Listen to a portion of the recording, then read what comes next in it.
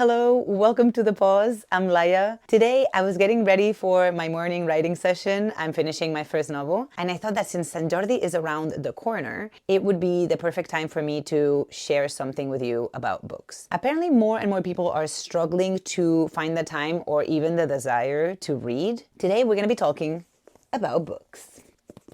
So today I'm sharing a little trick to help you shift your habits, read more, and spend less time glued to your phone. We'll talk about how to read more and scroll less, what to read, and creating time. As a writer, reading is super important for enriching my vocabulary, finding inspiration, and refining my craft. But sometimes when I'm feeling uninspired or overwhelmed by life and I just want to stop and sit down with a good book, I somehow can't manage to do it.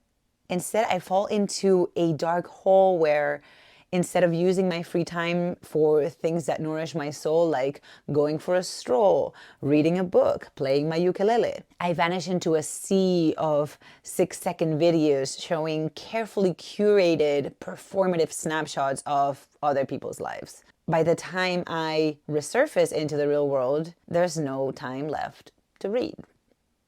Sound familiar?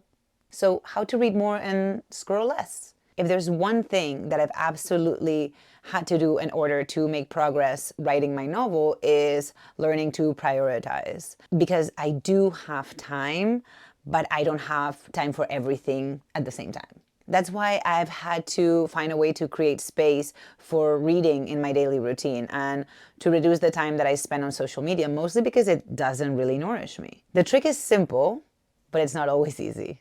Let's take it step by step, friends. I don't want to be too obvious here, but first things first, if you want to read more, you need to have reading material around. Ideally, a physical book.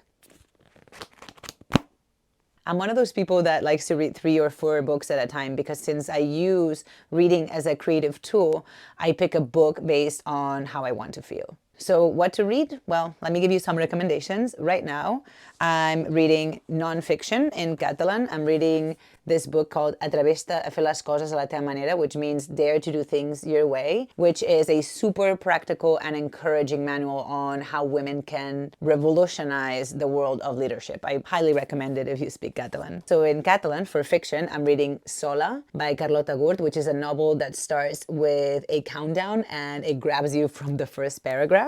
And when it comes to fiction in English, I'm reading the famous Song of Solomon by Toni Morrison, which if you want to fly, you gotta give up the shit that weighs you down. So that says it all. And finally, I'm listening an audiobook, which is Normal People by Sally Rooney. And it's got me hooked for now because I'll read anything, but it's not exactly my style. Do you have any book recs? If so, please share them in the comments. I know it can be hard to find a book that grabs you because, to be honest, it requires a lot more focus than watching a TikTok. And often, even our friends' recommendations don't quite match our personal style. Exhibit A. Normal People by Sally Rooney. I'm one of those people that likes to read fiction, but I don't like romantic novels, for example. So if you recommend a steamy love story or maybe a biography, chances are I won't be very excited about it. But here's the solution.